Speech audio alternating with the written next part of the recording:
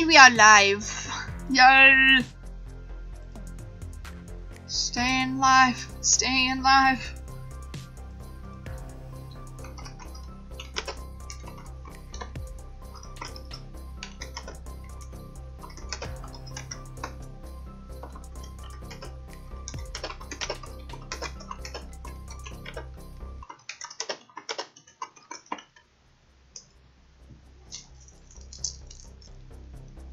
Since I'm going to be playing multiple games today, I figured I would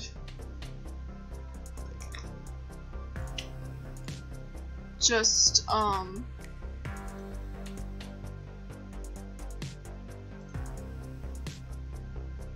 figured I would just make it screen share.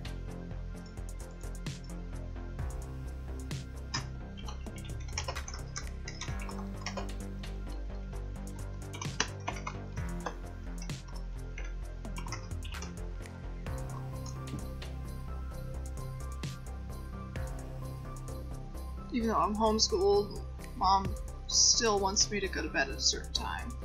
Even though I've always been good at getting up. She's probably just paranoid that I won't be able to get stuff done, and I can understand that a little bit, to be honest.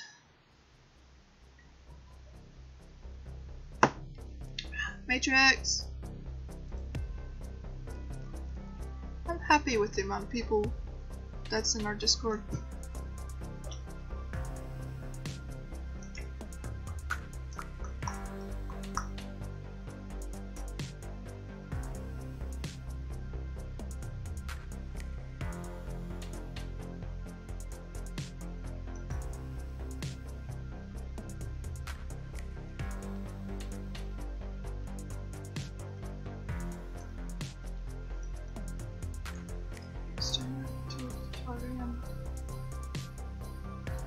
You shouldn't be staying up until 5 AM. So yeah, I understand.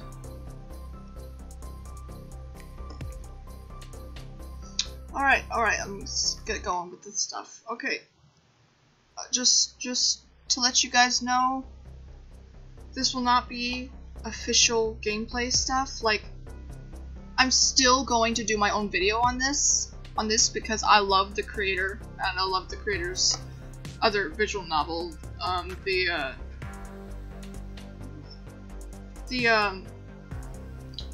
Untold Secrets. The visual novel that I played called Untold Secrets was made by the same. This was made by that developer. Legend X Gaming. Legend X Games or something like that. One of those two. So if they're on itch.io, so please go and try out some of their games. One of their games is is one that I don't really, the concept of it, I just don't like the genre. It's a post-apocalyptic type of game, so I don't really like those kinds of games.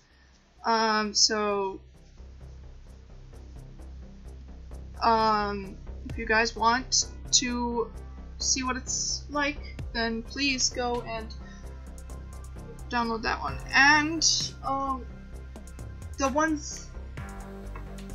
visual novel that I played, The Secrets Untold, was also a demo, just like this one is. Alright, so let's get started. Let's begin. Once again, voice acting. Very good voice acting.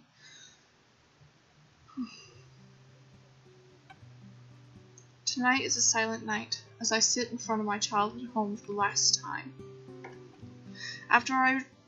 Whoa, that's weird. What's weird? After I return from my trip, the place will have nothing but a Christmas tree and a set table. Tomorrow morning I will be saying goodbye to a childhood friend who has watched my family and I grow within its walls. I will be leaving for my aunt's bed and breakfast in the countryside while my mother packs all of our good memories into boxes. At least, the ones that fit.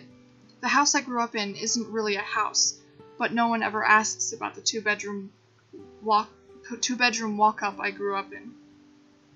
Okay. House is a strange word. I don't really like the way it tastes on my tongue. It's a little bit bitter, you know? It feels so much more extravagant than what I live in. Why don't people ever ask about my home? A house has enough bedrooms for every person living in the place. It has a comfy living space, a backyard, and a front porch. Yeah, Discord opened when I joined. I could see all the messages. Yeah. That is kind of weird. It's kind of like a Matrix type thing.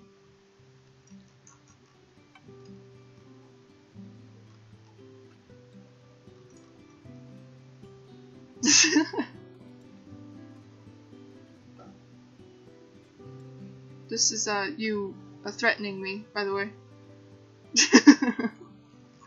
I'm just messing with you.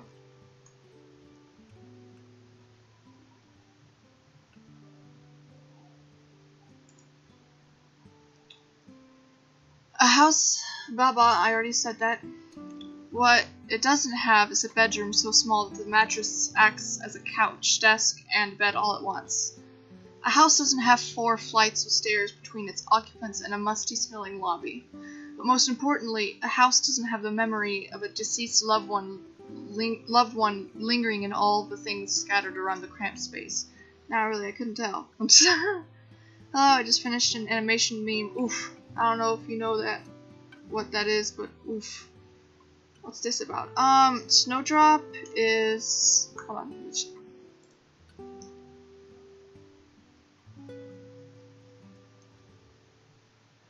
Snowdrops are the first flowers of the year to bloom. Their blossoming signifies the end of winter and the beginning of spring. Heat radiates from the snowdrop itself, allowing the flower to melt the snow around it.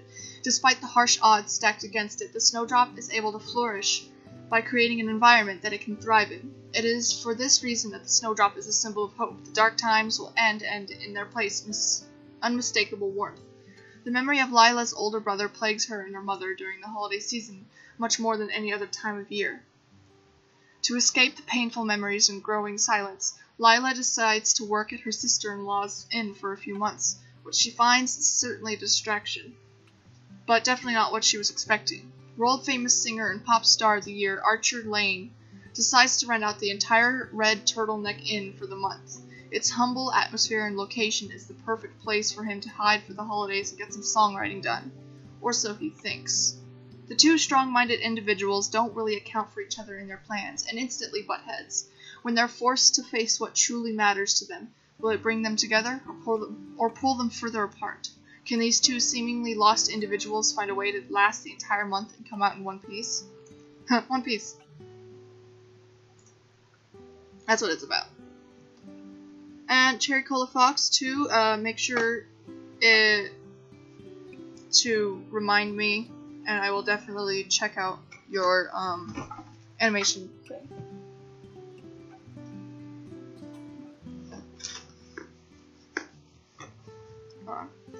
Just cleaning up a mess I made from dinner. I hate when that happens. And then you touch it, it's like, ew. Thankfully I have some disinfectant wipes. Okay. But most importantly, a house does... Yeah, I read that already.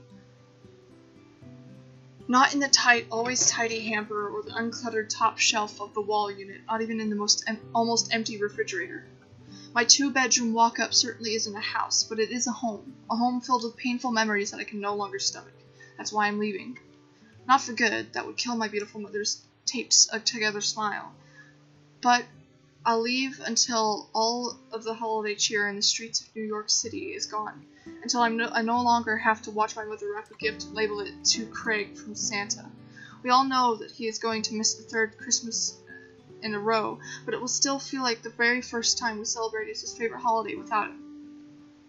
I'll have to look into my mother's hollow eyes as she tears open the finely wrapped paper and exclaim that Craig would appreciate the gift.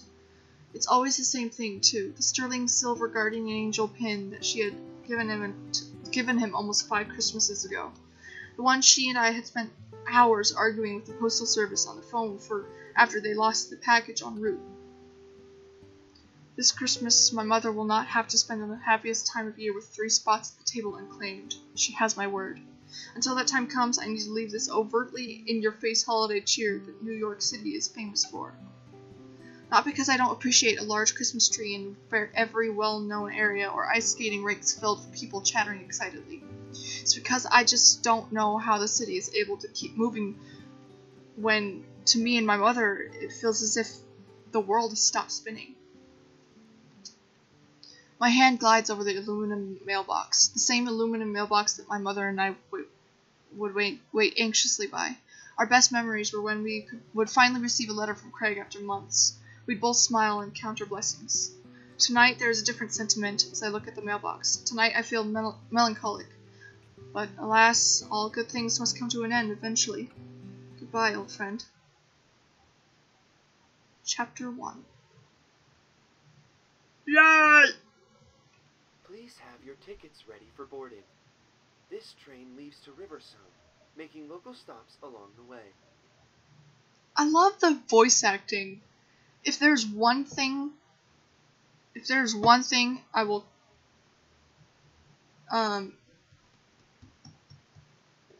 what's the word? Compliment. It's definitely the voice acting, because they always do a very good. This developer always does a very good job with the voice acting. Of course, different people work on it, but it's really good.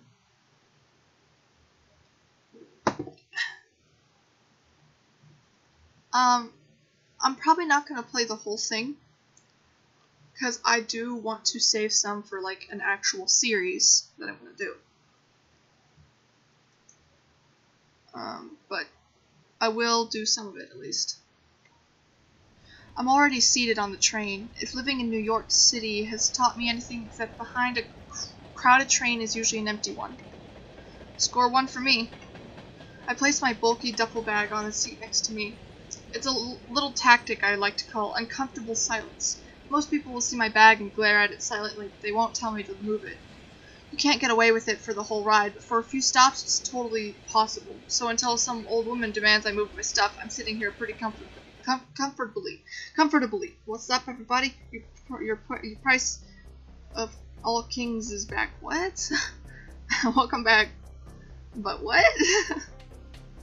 I don't understand.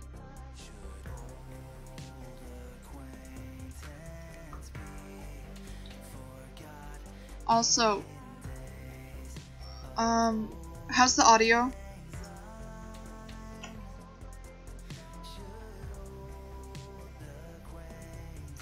Archer Lane's new hit single blasts through the online radio app on my phone.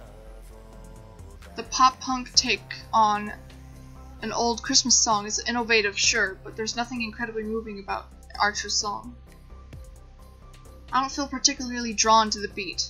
The overlaid vocals or all the extra processing. Christmas songs are most meaningful when they're sung honestly.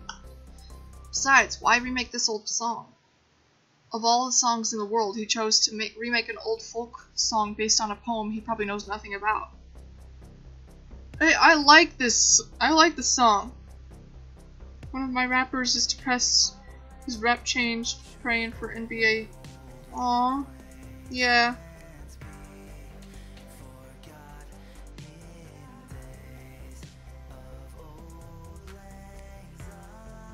Whoever sang this, good job. Like, holy crap. That is really good. Let's do a duet! I'm just messing. I love singing. But one of my favorite things to do is also to listen to music.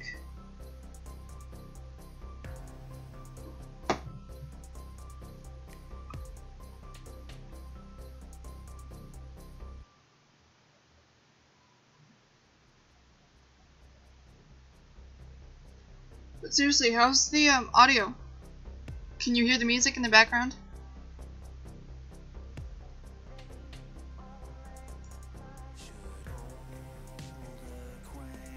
I'm more afraid of you guys not being able to hear me. Love NBA young boy, he be my G. But yeah, I hope that person gets better. Because being depressed is definitely not fun. I mean, That's obvious.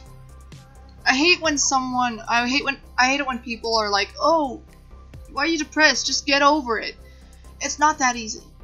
You can't just, "Oh, hey, yeah, okay, I'm not depressed anymore." It takes time and support from other people, in my experience.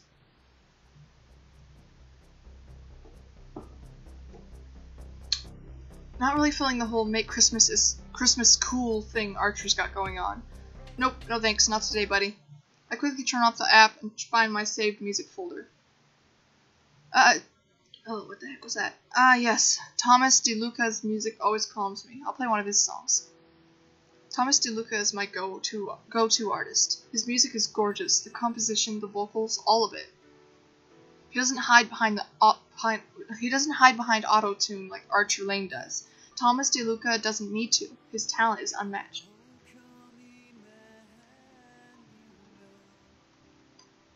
Now I can't hear it.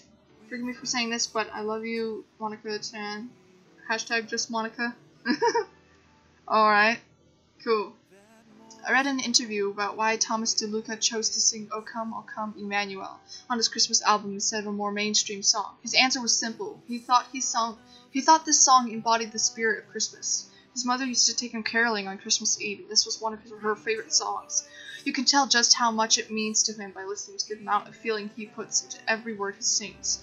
I love songs like that. I love artists like that who can put all their emotion into a single song, even if it's not their song to begin with. Oh yeah, you can probably hear me adjusting the volume, because sometimes it's too loud for me, but I'm also afraid of it being too quiet for you guys, so it's like, ah! I can feel his soulful voice in the pit of my stomach with each word he sings, and it's amazing. It's almost as if I'm in another world. I shut my eyes and let his vocals take me to a different place. Right now, I'm not on a train to my sister-in-law's. What? Right now, I'm not on a train to my sister-in-law's to work for the winter. I'm totally not doing that. Yeah, I can hear you like loud and clear, Garden. But can you hear the music? That's what I'm trying to get to. I said it like 5,000 times.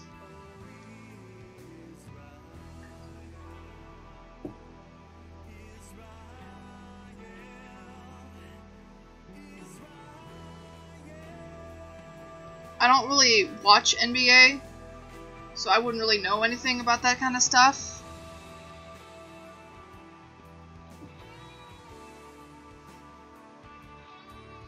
Right now, I'm not on a train to my sister-in-law's inn to work for the winter. I'm on stage and Thomas DeLuca is singing to me. He's holding my hand and letting me know that everything will be okay, even if I know that nothing is okay. Well, for one, I can't even stand to look my mother in the eye as she pours an extra cup of hot cocoa in the morning, or sets the table for 3 people instead of 2. Yes, I hate when people take depression as nothing. It just grinds my gears. I know, right? It's just... depression is a very, very serious thing. I'm gonna turn it down a tiny little bit.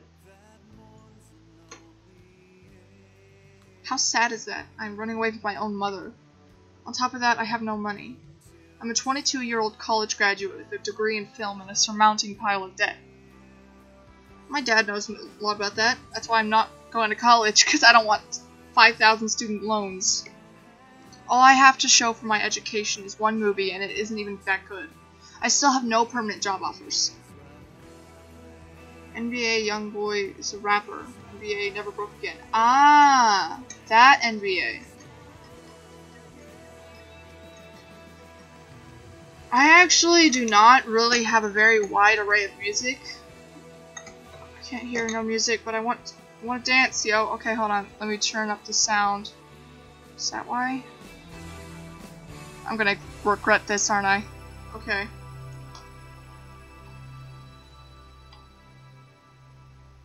Alright.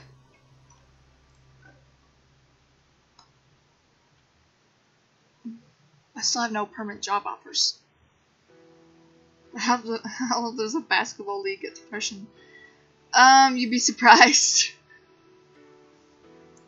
Thomas DeLuca's voice can't magically toss money in my lap or bring the smile back to my mother's face, but he does help me tune out the world for a few minutes so I can pretend like my problems don't exist. That's me with anime and pretty much any type of music that I listen to.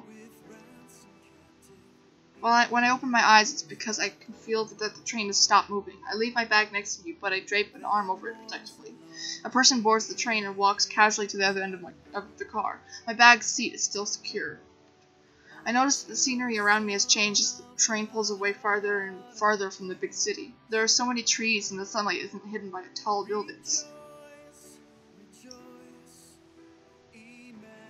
Because, like, sometimes the music is quieter, but then sometimes it's super loud. Like here, it picks up in volume around here, I think. Or a little bit farther. Something.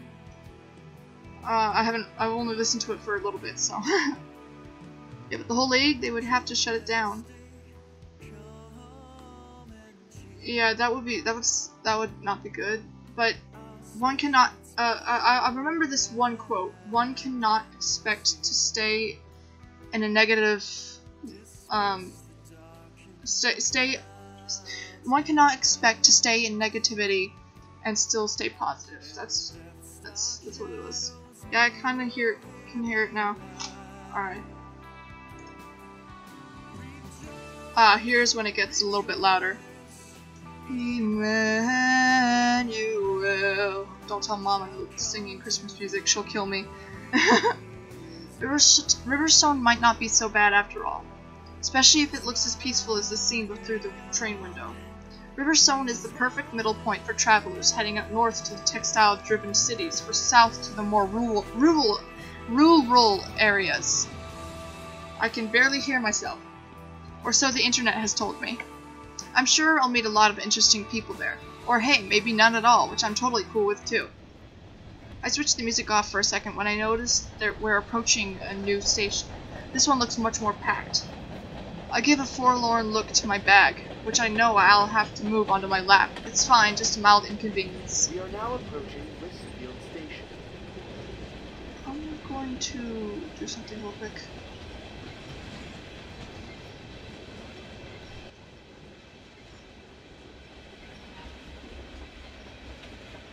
Oh, full screen. There you go.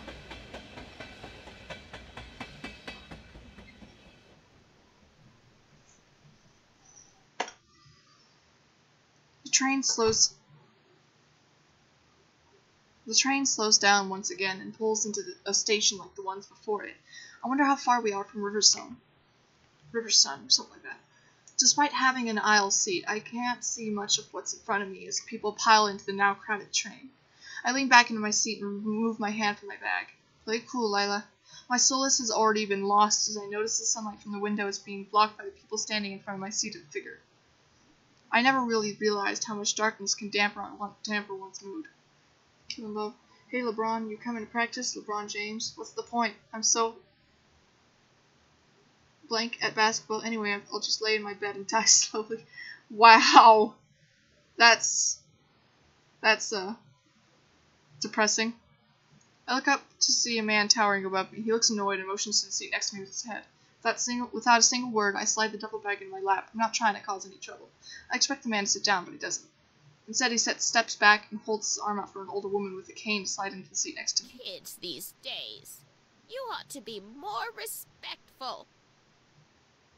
She glares at me, but it's nothing that hasn't happened to me on a train before. Kindly, I begin to explain that I hadn't seen her, otherwise I would have moved my stuff. While I like the seat next to me being empty, I'm not heartless. I'd even stand up for someone if they looked like they needed the seat. This isn't a commuter train in the city. The social cues are much different.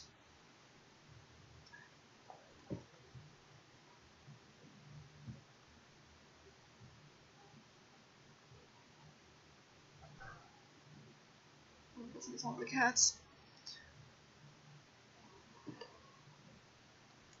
Change it from NBA to the NDA, National Depression League. Wow. Is that like the bad guys?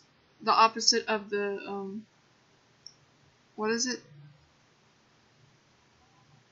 The something league of Heroes. Justice League of Heroes. Or something like that.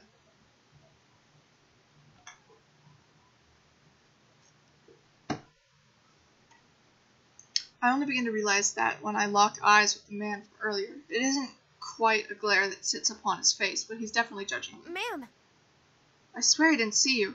the train is crowded. That big bag should go in the overhead above. I was just... When I got onto the train, it was empty. She continuously cuts me off to tell me I need to learn some respect. Well, sometimes you lose the uncomfortable silence game. I stand up and offer the seat to the man, since this woman looks like she'd much rather sit next to the well-mannered gentleman who helped her get a seat. He opens his mouth to protest, but I've already got the hulking duffel bag over my shoulder. I push past the crowd of people muttering sorry before settling into a spot by the door and away from the old woman. Still, for some reason, I feel the need to keep stealing glances at the guy. I've always been infatuated with the idea of people moving around in everyday settings. It's like a photographer friend of mine always said, people living their lives is the most fascinating thing. Psst, Garden, I think this guy likes me too much. Careful, he might stalk you. The best way to come up with a character is to just look at the people around you. Trains are the best place to do that, especially in New York. I try to figure out who the person might be by what they're wearing or how their posture is. It's a little quirk of mine that helped me through tons of screenwriting classes in college.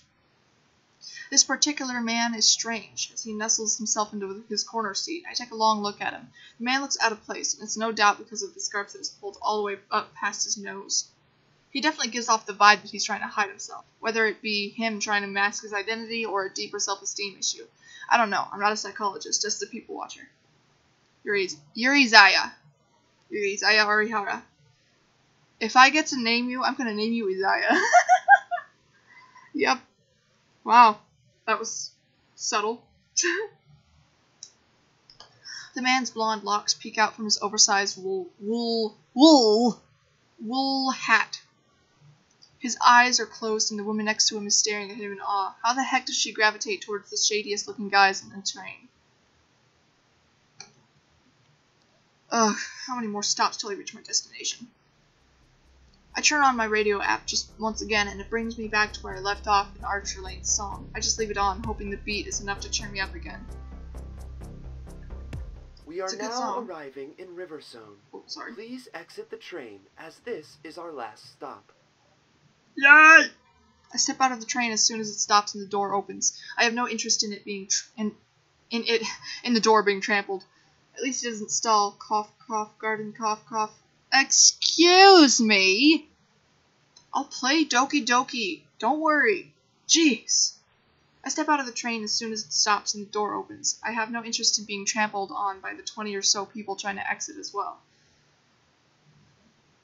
The cold air greets me. Now I have to call my sister-in-law. She said that she would be at the station waiting for me, but it's hard to pinpoint anything here. I love you so much that it hurts. Should we be concerned? Despite the train letting out a big crowd, there aren't many people mulling around this massive station. Can you move? Wow, rude much? Can you be polite once in a while? Huh? I whip around to see the man from earlier.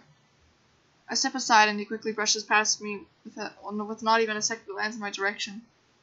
Rude. Lila! Hey, you're here. How was the train ride? Startled, I jump slightly. She probably saw all of that, but she's too polite to bring it up. Ha! Shots fired. Nope. He has dreams about me.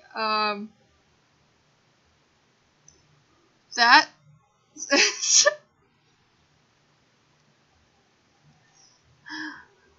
no one asked, dude.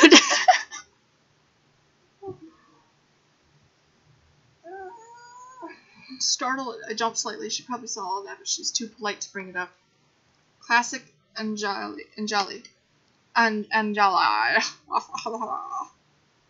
Hey! I regained my composure. Technically, you're not denying it, dude. I regain my composure and smile brightly at her. She looks as gorgeous as ever. To someone who doesn't know her, I'm sure her brilliant smile masks the bags under her eyes. She's worn down and tired, but she's too proud to admit it. Well? You never answered my question. How was your train ride? Answer politely. Tell the truth. I might as well just, be truthful. It sucked. There's this old lady and a guy with a big scarf who tag-teamed me. The guy basically made me move my bag for this old lady, which is totally fine, but she was yelling at me for not doing it myself. And why didn't you do it yourself? Honestly, I didn't see the lady. It's not because of the bag trick your brother taught you, huh? I know when to use the bag trick, Anjali, only when there's not a ton of people and I plan to move it somewhere whenever someone asks me to. Until then, how am I supposed to know if someone wants to sit there? Lila? I swear I was going to move it. You're looking at me like that guy was. You didn't believe me either. I didn't believe you, Lila. I believe you, Lila. I'm only teasing.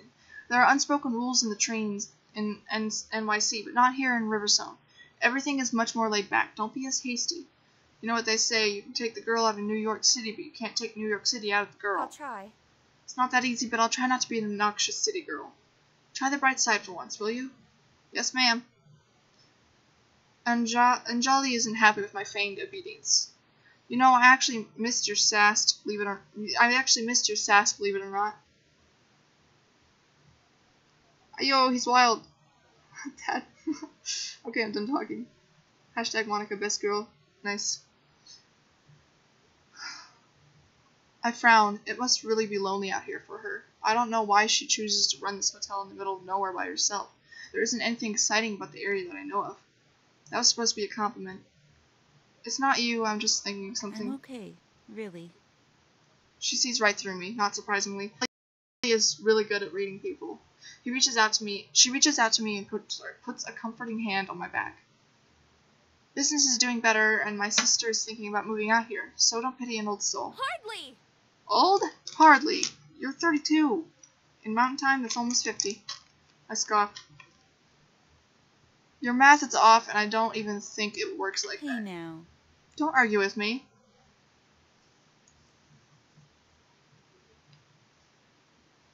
Anjali insists on taking my suitcase from me. She tells me that her car is nearby and begins to talk happily about what my living arrangements will be for the next few months. It's hard to concentrate on her words when I see the man who caused so much trouble for me on the train earlier. Excuse me, he looks disgruntled, impatiently typing on his phone. Anjali follows my gaze. What are you looking at? Everything. Riverstone is so... Riverstone, I'm just gonna call it River. River is so different from the big city. We have a lot of character here, that's for sure. I get a better look at the man's outfit as we pass him by. He's wearing a red plaid shirt under a large jacket. His eyes are hidden under his blonde hair. Yep, he looks just as out of place as I feel. But the few people roaming around pay him no mind. I guess it doesn't really matter. What were you saying before? I changed the conversation back to Anjali. As she leads me to her car, Anjali begins to talk about how many people have worked at the hotel during the winter. Not including me this year, others have worked there prior. Not really a big employment pool. Anjali's car is nothing extravagant, but considering I took a train to get here, I'm in no position to judge. Anjali speeds down the empty road with 0 reservations. I at least want to get to the inn and meet some other characters before I finish playing this one. She isn't irresponsible, rather a woman who knows her small town well. I admire her comfort in her own world, something I can't ever seem to achieve. I look out into the town, seeing Christmas trees in front of almost every single building we pass. It is picturesque. River resembles a postcard, and it makes me wonder if anything has changed at all. I wouldn't be surprised if the Christmas aesthetic was part of River's all year-round traditions. Anjali switches on the radio with her right hand as her left steers through the bumpy road. I admire her control, not only of the car, but of herself, and probably her hotel, too. Archer Lane's song plays through the speakers again, and I shut my eyes. It's one of his better songs, but it's still missing something. Rather, it has too much going on. I wonder what the song would sound like without so much production. This is that guy, right? Arrow something? I let out a laugh. But close. Anjali laughs. I told you, I'm an old lady. I've seen things that would prove it. I don't doubt that she has. She must have, but that's another reason I admire her. Anjali and I drive like this for 10 more minutes, chatting and laughing. It really is good to see her again in person, not just behind a video chat. The last time wasn't the happiest of memories, and my heart still aches thinking about her tearful eyes at my older brother's funeral. For the first time ever, I had seen the composed woman crack. That's sad. Sorry, but I got to go to school tomorrow. That's okay. Sleep well, sweet dreams. Anjali pulls into the parking lot of the Red Turtleneck Inn. I haven't ever seen it in person, but the pictures I've seen online don't do this place justice. The inn is breathtakingly beautiful. Also, stay safe. This is the place my brother had always wanted to open with the woman of his dreams. The Red Turtleneck is finally a reality, he had once exclaimed happily, slamming the lease papers on the kitchen table of the old two-bedroom walk-up. Anjali tugs at the hem of her shirt. This is the first time I've seen her uncomfortable. Usually she's a paragon of hope, always looking at the brighter side of things. I feel the need to break the silence that weighs heavily upon us. Craig never told me why you guys decided on the name Red Turtleneck Inn all those years ago. The naming of the inn is always a thought that passes through my mind. Craig was always so tight-lipped about his plans with this place once he acquired it. Anjali gives me a smile, but it isn't as big as the ones we shared in the car. The red turtleneck was what I was wearing when Craig and I first met. He was sentimental, that one. I could feel my heart tearing apart. My feelings. Have an awesome day at school tomorrow, Monica-chan. Yeah. I can feel my heart tearing apart. My brother truly loved Anjali. She was his heart, his soul, and his better half. I start to realize that the inn might not be the best place to escape the painful memories of Craig's death. Anjali, despite her normally cool personality, is hurting too. Anyway, why don't we unlock the place? As she fishes in her purse for the keys, I take in the view, looking at the property in its entirety. I'd say this place is pretty charming. The Red Turtleneck Inn looks like a cottage, with the eye-catching red roof. It resembles a house in size, and I wonder how many rooms are in it. Behind the inn there are two buildings. One of them must be Anjali's home, or maybe it's a cabin she rents out to guests. Oh, I like the road art. Yeah, it's cool. The mountainous backdrop is like a painting. The lush green mountains stretch up towards the clouds. Tall trees line the base of the mountains, trying to reach the summits, but they fall a couple 100 feet short. What's most glaring, though, are the Christmas decorations on the building. There are lights adorning the top of the roof and a plastic plastic snowman by the inn sign. Classic snowman is like a snowman that looks kind of like, you know, he's not all there. Anjali has the Christmas spirit despite Craig's death. I hope that, unlike my mother, Anjali isn't living a lie. I hope that she's honoring Craig's memory by celebrating his favorite season and not just going through the motions of monotony to pretend that everything is okay. Clearly, she isn't okay. Even if she's putting on a brave front, I can tell that her heart still lurches at the mention of my brother. I suppose this is what an attempt at moving on looks like. A hand flies up to my heart. I have so many conflicting emotions. Love for Anjali and her strength, anger at myself for not being able to move on, and of course sadness for all that is lost. But dwelling is part of the problem. I promised my mother, myself, and Craig that I wouldn't live in the past, so I won't dwell on it. I turn back to Anjali. She has to unblock the place, which means... Unlock? It hasn't been open this whole time? Anjali shakes her head and her black locks fall against her face. Normally we would be, but someone booked the whole place. What? The entire thing? Who can afford that? I don't ask questions. My clients are entitled to their privacy. The person prepaid when they booked online gave me the name Irving Prince. He'll be coming in a little later today, so we'll meet him then. What about me? Where do I stay? We have 2 cabins in the back. You can stay in the one on the left. It's pretty nice. Plus, you only have 1 guest to deal with. I hope that means less work. And Jolly just shrugs. She slides the key into the lock and leads us inside of the inn. The interior of the place is just as beautiful and serene as the outside. While the outside boasts vintage light fixtures and Adirondack style lawn chairs, the inside has a much different feel. It reminds me of a bed and breakfast with warm colored wallpaper and quaint furniture. There's a large Christmas tree by the front door, which I can't help but gravitate towards as Anjali settles into the inn. The tree is decorated with colorful lights and plenty of ornaments, but one sticks out to me. I gasp involuntarily as a hand flies to my mouth. Anjali is in the midst of sliding off her coat when she hears me. What is it? This ornament. I already know, right from the start, that has sentimental value, and that makes me want to cry. I point to the one I'm looking at. It is a group of penguins riding on a sled, and each one has a name on its scarf. Anjali, Craig, Lila, Marcia, our family's names, even Mom's. You put out the ornament I gave you all those years ago? Of course. I've put it out every year since you've given it to me. It's the real star of the tree, top of her side. Okay, don't cry. Anjali hangs her coat up on a nearby coat rack and walks over to me. She places a comforting hand on my shoulder. Are you okay? Yeah. Yeah, it's just that it's so different from home. Mom is going through the motions of putting out our ornaments, but the sparkle behind her eyes is gone. Your eyes still sparkle when you talk about the sentimental things. Your mother has lost a child. That isn't something anyone but a parent can comprehend. I'm not crying, you are. You have to give her time. Will time ever be enough? Maybe, maybe not, but your mom is strong. She can get through anything, I know it. She's right, but it's hard waiting for things to go back to normal. I miss the mother I knew 5 years ago. Anjali places a kiss on the top of my head before sliding behind the front desk. Miss Scott, reservation for one? I roll my eyes. Anjali is trying to make me smile and I applaud her effort. I feign shock. I made no such thing. Anjali rolls her eyes in return but begins starting up the computer. Today I'm going to let you explore because you just got here. But tomorrow I want you up bright and early for work. Bright and early? Ugh, I'm not built for that.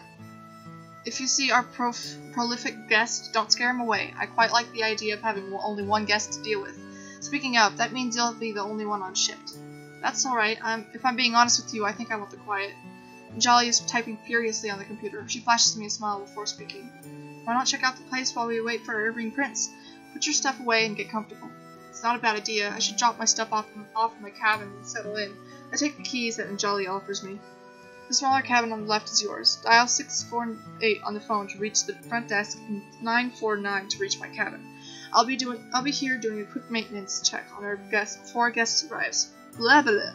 What about Wi-Fi? I need to be connected to the internet. The signal is weak back there, so you'll have to be in the lobby to connect.